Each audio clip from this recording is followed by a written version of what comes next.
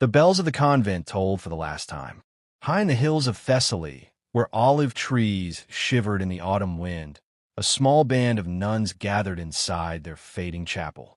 They prayed beneath cracked frescoes, saints with faces long scraped away by age and sorrow. On the horizon, fire shimmered.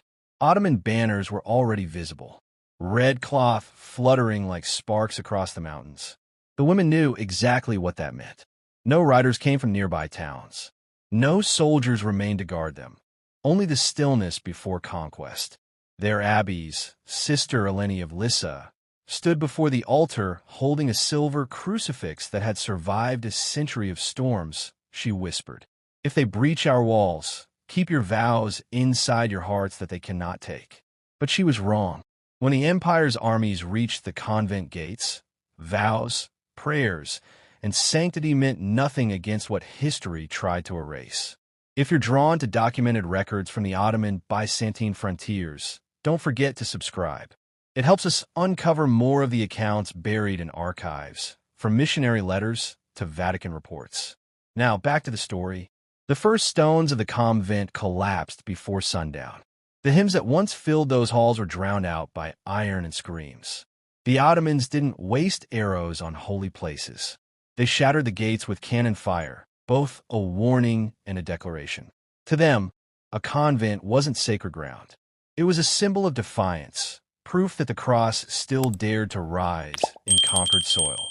Inside, the sisters hid their relics, silver chalices, embroidered icons, fragments of saint bones beneath the chapel floor. They believed if their bodies were lost, their faith might still endure. But the soldiers weren't after treasure.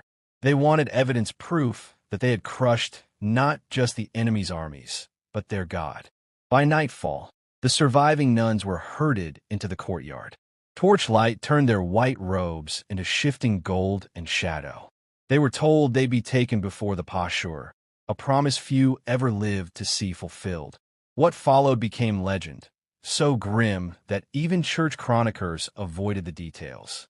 By dawn, the convent was ash. Smoke drifted from the refectory where the women once shared bread and silence. Ottoman flags fluttered from the bell tower, signaling nearby units that resistance was over. Yet in that courtyard, something unexpected happened. The soldiers waiting for screams heard singing instead. Bound with rope, the surviving sisters began to chant a hymn not of despair, but defiance. The Agnus Dei, Lamb of God who takes away the sins of the world. Their voices trembled, but never broke. The Ottoman captain, unsure whether to laugh or silence them, ordered the abbess dragged forward. Eleni still clutched the silver cross rescued from the altar. The captain promised her mercy. If she renounced her God and accepted the conqueror's faith, her sisters would live.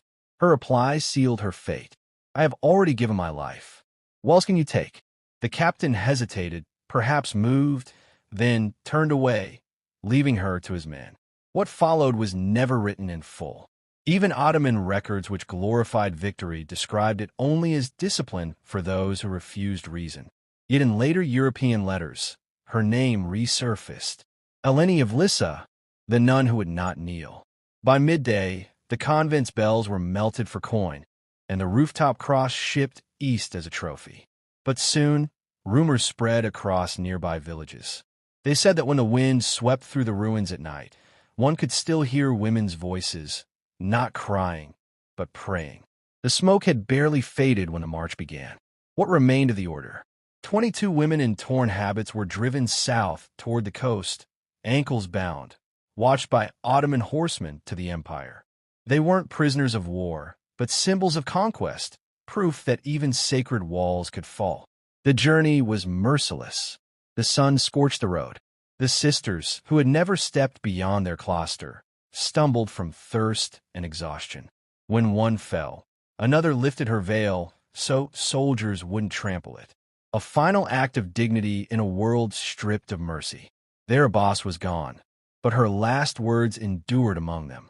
"You cannot hold the cross. Hold each other." After 7 days of walking, the captives reached the port of Volos. Waiting there were Ottoman GS, ships designed not for comfort, but for control. The women were herded aboard, wrists shackled to wooden benches where criminals and slaves once rode. As the sails caught the wind, the shores of Greece faded into the horizon, and with them everything they had ever known. The ship's overseer, Isef Adger, kept meticulous records, cargo, spices, coins, textiles, and religious captives. It was this very ledger, discovered centuries later in the archives of Istanbul, that confirmed a story once dismissed as legend. The voyage to Constantinople lasted 12 days. Storms lashed the deck. Salt stung their wounds. Hunger hollowed their faces. Yet what broke them most wasn't pain. It was silence. No one spoke to them except to bark commands. They existed like ghosts floating between sky and sea. At night, the youngest, Sister Magdalena, whispered psalms beneath her breath. Her voice was faint, barely audible over the crashing waves. But even the chained prisoners around her, Greeks, Serbs, and Italians, turned their heads to listen. For a moment, the sea seemed to still. When the ship finally entered the Bosphorus, the sisters saw the skyline of Constantinople rise before them, its domes and minarets glowing like blades in the dawn. Across the strait, the city seemed alive, breathing with power. For centuries, it had been called the city of the world's desire.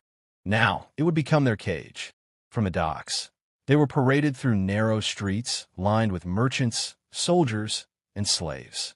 Locals paused to stare. Christian nuns among captives were a rarity.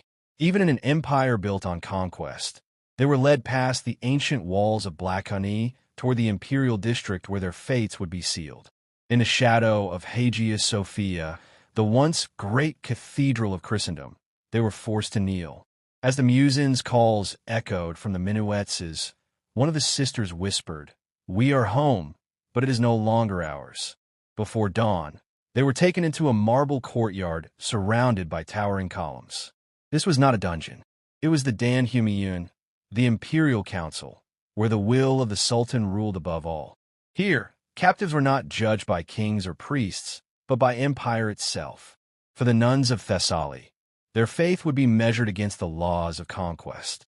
At the center of the hall sat the Grand Vizier, a man whose expression betrayed nothing. To his left, scribes waited with ink and parchment, ready to record every detail, names, ages, and intended uses. Every word would be entered into registers that still survive centuries later, stained by wax and time. The sisters stood in torn habits, eyes lowered.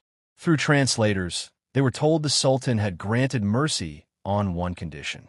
Those who accepted conversion would be given new names, food, and life within the palace. Those who refused would face the discipline of faith, a phrase that could mean imprisonment or disappearance. None spoke. Sister Magdalena trembled. She had seen what happened to other captives brought before the vizier. Greeks, Armenians, Slavs, all swallowed by the empire's silence. Before the guards could drag her forward, one of the elders, Sister Dearest, stepped out of line. She addressed the vizier not as a captive, but as someone who had lived long enough to watch empires rise and decay. "My lord," she said, "you may rename us, but you cannot rewrite the prayers we carry." The interpreter hesitated, unsure whether to translate such words. When he did, the vizier's face remained unreadable. Then he replied coldly, "Prayers fade when the tongue forgets how to speak them." With a motion of his hand, the sisters were dismissed, not to execution, but to the lower chambers of Topkapi Palace, where unclassified captives were kept. Some would call it mercy. Others would later call it something far worse. Some were given a different kind of prison, one disguised as service. Beneath the palace gardens lay a labyrinth of stone halls sealed from the sun. Each chamber had a thin slit for light, barely enough to tell night from day. The nuns were strict to their habits, clothed in rough garments, and told they would now serve cleaning floors, sewing garments, feeding fires for the upper chambers. It was meant to break them, to turn holiness into servitude.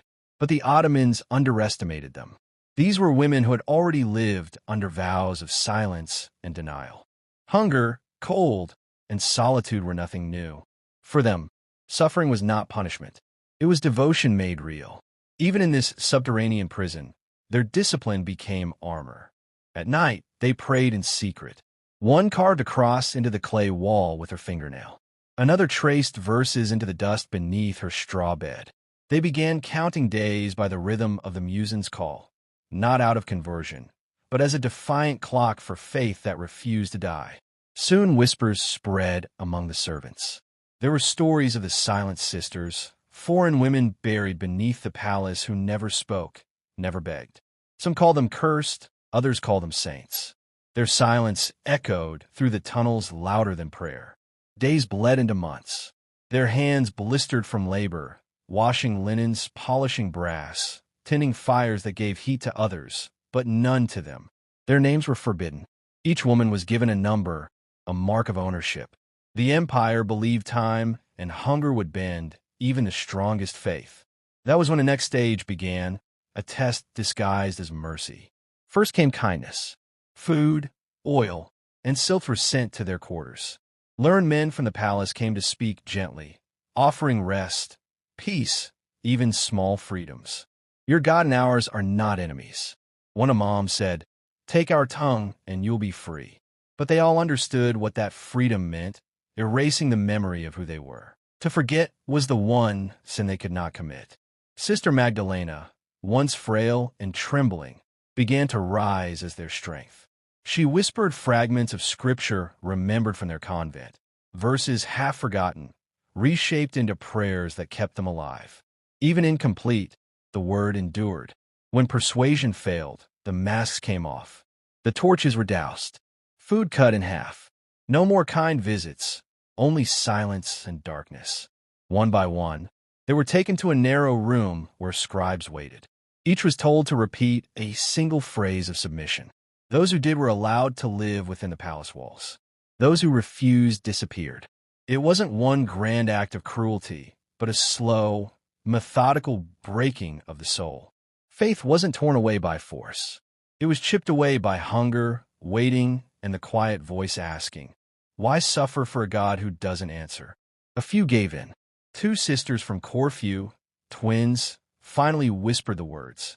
They were dressed in silk and taken away, never to be seen again. For those who remained, each disappearance hardened their resolve.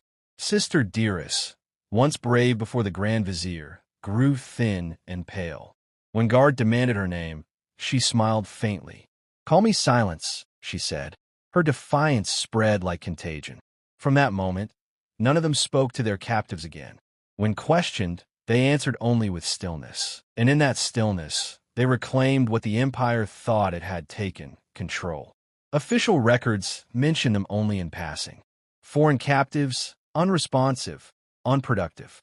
To the Ottomans, they were failed conversions. To history, they became something else, living proof that faith could survive where walls and chains could not. By the time spring returned to the palace gardens above, only 11 of the original 22 were still alive. The guards called them ghosts in rags. But the servants whispered of something stranger, that sometimes, deep in the night, faint voices could be heard beneath the palace, chanting in a language no one remembered but everyone feared. It was the same hymn they had sung as their convent burned. And within those forgotten corridors where no sunlight reached, the survivors found something unexpected. An old sealed archway buried in dust and stone. At first, it was a hiding place, but slowly it became something sacred. They used broken pottery for candle holders, a scrap of linen for an altar cloth. From a shard of shattered mirror, they fashioned a crude cross. In this secret chapel, they gathered each night after the palace slept. No hymns, no sermons, only whispers. Each woman knelt and shared a memory, a home, a church bell, the warmth of bread before dawn. These memories became their new psalms, small offerings to a God who still listened in the dark. A Venetian prisoner once wrote of strange voices echoing beneath the Hiram, women singing in Latin to a God not of this empire. For centuries, historians dismissed it as superstition until beneath the Topkapi ruins, archaeologists uncovered a small chamber lined with Christian carvings, silent proof that their prayers had never truly stopped. Crosses scratched into the stone. A Latin phrase half erased by time, lux in tenebris lucet. The light shines in the darkness. That small discovery changed everything. It proved these women had not simply vanished. They had left a mark, a silent revolt etched into the walls. Inside the hidden chapel, Sister Magdalena, once frail, now the center of their faith, began marking the walls with charcoal. Names could not be written openly, so she devised symbols instead. A bird for each sister still alive, a small flame for those who had been lost. Whenever a new bird failed to appear, it meant another had disappeared. The guards never uncovered the chapel, yet they began to notice subtle shifts in their captives. Despite the hunger, the cold, and the confinement, the women moved with a quiet, almost unnatural calm. The overseers labeled it madness, but the scribes observing them recorded something else entirely. They had discovered a strength not of this world. Their secret worship continued for months, perhaps years. And though the empire tried to erase every trace of their existence, the chapel became their ultimate act of defiance. Not with weapons, not with protest, but through a faith that refused to die. By the time a new sultan rose to power, only a handful of the sisters remained, worn, aged, almost forgotten. Yet beneath the palace, their secret chapel endured. Silent, hidden, eternal. Centuries later, when modern excavators explored Constantinople, no one expected that beneath layers of marble and empire, the fingerprints of these women would still be there. Women who had prayed in darkness, leaving behind the only thing the conquerors could never claim, their faith carved in stone. By 1482, the palace had changed hands again. A new sultan, young and ambitious, ascended the throne with orders to purge any trace of weakness from his predecessors. Every servant, concubine, and laborer was meticulously recorded except one group. In the Topkapi archives, under columns of names, there was a blank space, a gap where 21 entries should have been. The ledger read, unfit for service, disposed, no dates, no burial records, nothing. This was how history erased them, not with fire, but with withheld ink. And yet the silence itself became proof. Only something shameful is hidden so carefully. Centuries later, an Ottoman courtier's diary surfaced in the archives of Bursa, cryptically mentioning foreign women who had refused to submit and disappeared beneath the palace foundations. Another letter intercepted by Venetian spies in 1484 spoke of nuns who would not bow to the Sultan's will. Together, these fragments revealed a truth the empire had tried to bury: the deliberate erasure of women who had become spiritual symbols of resistance. The last record of Sister Magdalena comes from decades later, written by an Italian pilgrim. He recounted a story whispered by a palace servant, a woman who sang to her God until the guards sealed the room. Her name was unknown, but the faint hymn he described survived the stone itself. In that echo, her story endured. Over time, tales of the vanished sisters became whispered rumors among slaves and servants. On certain full moon nights, the lower halls of the palace would grow cold, and the air smelled faintly of incense, though no fire burned. Memory, superstition, or both refused to die. Centuries later, European visitors drawn to the exotic mysteries of the Ottoman court heard fragments of the same legend. A French diplomat writing in 1712 noted that among the older palace attendants persisted a forbidden story of Christian women who had sung themselves into heaven. He dismissed it as myth, yet the walls had already told the truth. The chapel lies in ruins now, but the carvings remain, faded prayers etched into the walls. A whisper of women who refuse to be forgotten. In their silence, they still speak. And if you've heard their story tonight, let it stay with you. Leave a comment. Tell us what you felt when you saw what they endured. And if you want more untold stories buried in the shadows of history, subscribe and step deeper into the darkness with us. Because some truths deserve to be remembered, no matter how much they